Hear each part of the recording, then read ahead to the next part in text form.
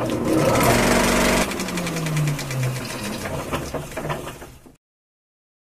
Holics!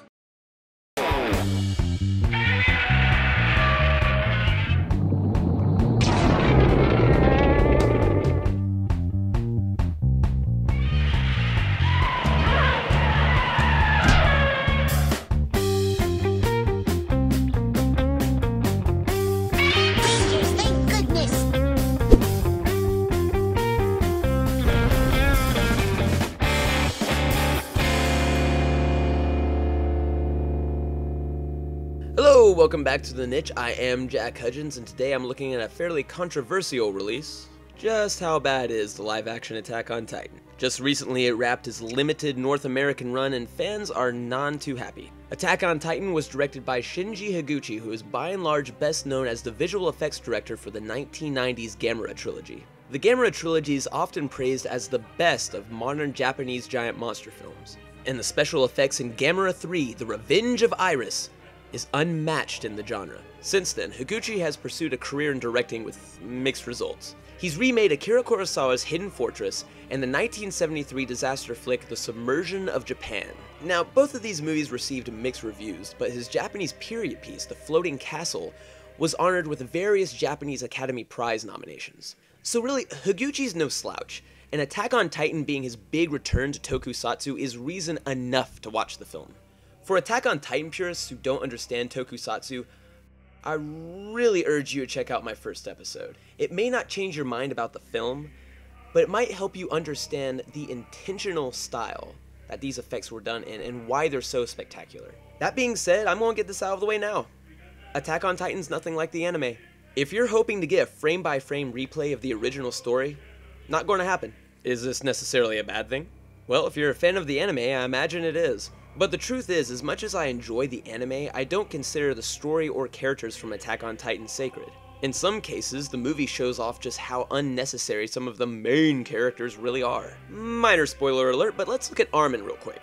In the anime, Armin loses his grandfather a couple years after the colossal Titan attack, and then he decides to stick with Eren because he's just a good buddy. But the character's existence in the anime is basically just to be the brains of operations. He doesn't have much of an internal conflict going on. Armin's main character status in the anime, next to Mikasa and Eren, has never really made sense. He just comes off as a third wheel. Armin arguably has more going on in the movie. He loses his father to the initial Titan attack, and he seems to have this sort of subtle romance going on with Sasha. And yet he's a supporting character. Even with more going on in the movie, he just works better as a supporting role. It's a TV show, I guess you gotta eat time. But changes like this should be expected with any adaptation. Things are going to be condensed, and the abbreviation just happens to oust Armin as a better supporting character. The days of Spielbergian adaptation is over. A source material's accuracy is key, and even condensed accuracy gets criticized.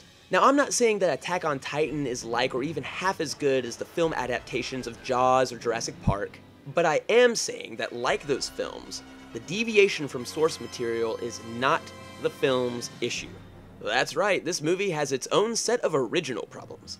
And I want to make it clear again that those problems do not include special effects. The special effects by Katsuro Inoue are outstanding accomplishments. He delivers some really creepy creature effects and beautifully integrated miniatures. This is hands-on filmmaking for the sake of hands-on filmmaking, and the visual look of the film is far more unique than what a Hollywood version would come up with. Purely CG Titans just sound boring to me, honestly. It would just look like anything else we've seen come out this year. Cartoony, lazy. But here there's a different look, a different feel, a different mood. It's practical effects pushed to new places, and it works as its own unique style. So now we're taking a trip to Spoiler Island. Those who don't want to learn more might want to jump ship. So some of the movie's characters have improvements over their anime counterparts, like Armin. But some of these improvements lead to some unexplored motivation. I'm looking at you, Eren. Now, the film's Eren starts off well enough. This version of Eren actually has a set of testicles. Gone is the angry kid raging like puberty's too hard for him. Instead, we have an angry kid who's more mature in his determination to kill Titans. It really makes him more likable.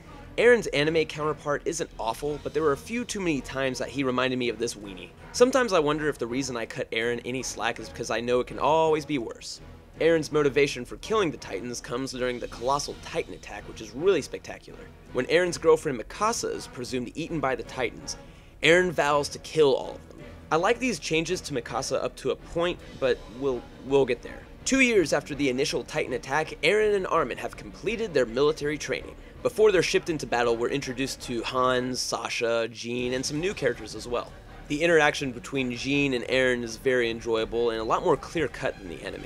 They're still aggressive rivals, but Eren comes off as a more mature force for Jean. So the cast gets shipped out into this post-apocalyptic wasteland with some really gorgeous miniatures. The trucks rolling through this landscape were also miniatures, and that had a lot of people fooled, including myself. Eren and the group make a pit stop where they encounter the most disturbing creature in the film. Lured by the sounds of a crying baby, it turns out that they were trying to rescue a Titan toddler. They find this cute bundle of love having a ball sucking on a human corpse.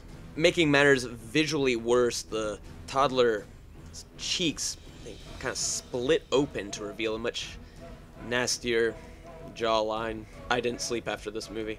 So Titans start crawling out of the woodwork, only for everyone to be rescued by Shikishima, the sort of Levi surrogate character. Fans like to call him not Levi. And Mikasa! Gasp! She's alive!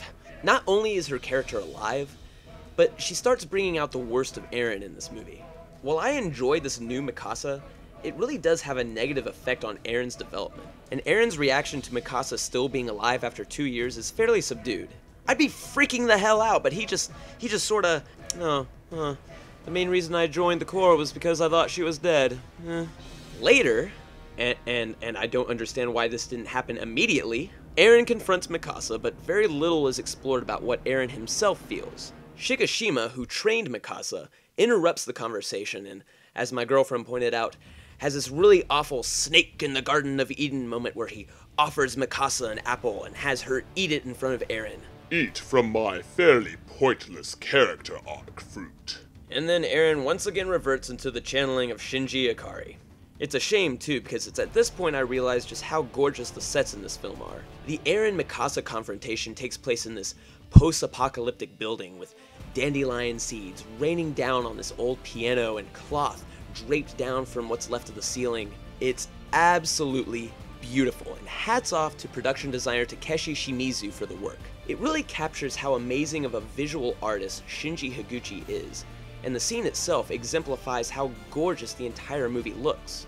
And it does look gorgeous. It's a beautifully shot movie. It's just a shame this pretty looking scene is an emotional letdown. In another scene, Shikishima asks Eren why he wants to fight Titans. I was really hoping this would clear up his key motivation, even though Mikasa is still alive. But he just answers with how much he hates Titans because they've trapped humans behind a wall. I mean, I get it. There are more reasons than Mikasa to fight these Titans. His home was destroyed, and he wants to see the world that's now dominated by the Titans. But the pain of loss is something that audiences can more directly identify with. And Mikasa's alive. They could at least explore how he hates the Titans for ruining his relationship with Mikasa, but the movie never goes into that. The cherry on top of all this is a very painful almost sex scene between Eren and Hyana. Hyana is an original character created for the movie. She's a single mother who joined the regiment to assure her son military rations and other perks. I get what they were trying to go for, being a mother and alone. We're supposed to feel sorry for her. But honestly, once she got eaten, all I could think for Eren was, whew, dodge that bullet. Luckily, it's after this point that Eren returns as a more likable character. Although his questionable motivation makes him just another action hero, his determination is still very entertaining. We get into some really cool stuff at this point with the Titans attacking and Mikasa and Shikishima using the 3D maneuvering gear. The 3D maneuvering gear is surprisingly one of the best effects in the movie. The movie's special effects have some unpolished compositing, which really is the worst thing I can possibly say about the film's special effects. But the 3D maneuvering gear in action looks great. I really think the best compositing was saved for these shots. Although later on, when Eren figures out how to use the gear, Shikishima just stands on a building and coaches him from the side. He is literally the most useless character in the film. Coaching him? Help him fight the damn Titans! Once Eren gets his leg gnawed off by a Titan, Shikishima simply shrugs. Well, luck factors into it as well. I'm eating this for realsies later. I don't really want to really really chew it yet. But anyway, thanks asshole, we don't need your highly touted skills or anything, just keep eating your Eden apples. How is this guy a military leader? But again, we rebound with a very intense scene where Eren rescues Armin from the jaws of death, and then gets swallowed himself. This is followed by a crazy claustrophobic scene where Eren is inside the Titan's stomach, and he's holding Hayana's body, which is being eaten away by the stomach acid. And that's not even the most gruesome moment in the movie, but it's pretty disturbing. Granted, the anime was never this violent, but it's not as simple as just straight up gore. It's most disturbing sitting through an entire movie where these giants are tearing away human bodies like rough steak. No one in this movie has a very clean death. So Mikasa goes wild with rage over Eren's death and then confronts a Titan with a tummy ache. And surprise, another Titan bursts out of it. This moment isn't so much gory, just freaking cool. When the rogue Titan emerges, he's lit up in this fantastic glow and surrounded by a ton of debris. It's one hell of an entrance. This is the climax worth waiting for, where the rogue Titan, who is Eren, starts just beating the crap out of all the other Titans. When monsters are doing battle in miniature cities, Higuchi is just at his best, and Inoue is right there with him. This is the most satisfying part of the movie. Dare I say it's the one moment in the movie where fans of even the anime can get behind, because it shows just how badass the rogue Titan is. While the rogue Titan is literally knocking other Titans' heads off, the main cast is watching atop a building. This is a scenario we've seen before at the climax of films like 1992's Godzilla vs. Mothra and Godzilla 2000. In those movies, the action took place right in front of the characters. They never seemed in danger of the monsters kind of shifting around them. Here, the characters are walking around the roof while debris kind of launches by and hits other buildings. The entire sequence with Eren as a Titan is just beautifully shot, beautifully orchestrated. If you only watch one scene in this film, this is it. Inoue and Higuchi have set the bar high for tokusatsu, and I can't wait to see how much further they push it. So Attack on Titan. It delivers some great unique effects, wonderful atmosphere, some fun action, but the characters are all over the place. There are some painful and confusing moments with the film's players, and it really takes you out of the movie. But it doesn't kill it. A lot of genre fans tend to forgive the Godzilla movies of the 90s and 2000s for weak characters and poor screenwriting. But that's not an excuse for those films or Attack on Titan. It's simply that we also acknowledge the very positive aspects of all of these movies. Attack on Titan is similar in that it's got major problems, but there's still plenty to admire. The movie's characters have enough going on to be watchable, and when they're not, the film's effects and design make up for it. Will fans of the anime like it? I think it's pretty obvious that they don't. But the other side of that is that I've heard lots of people who don't like the anime really enjoy this movie. Your mileage may vary, but again, the movie's faults don't lie in deviating from the material. The main issue is that the film's screenplay failed to build on likable characters. Now, I have to mention that this is only part one. Films that rely on sequels to tell the rest of the story typically have dangling plot threads.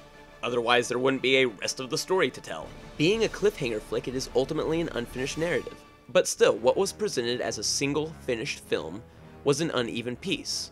Worth watching, but it could have been more. And it's certainly not as bad as some rabid fans will tell you.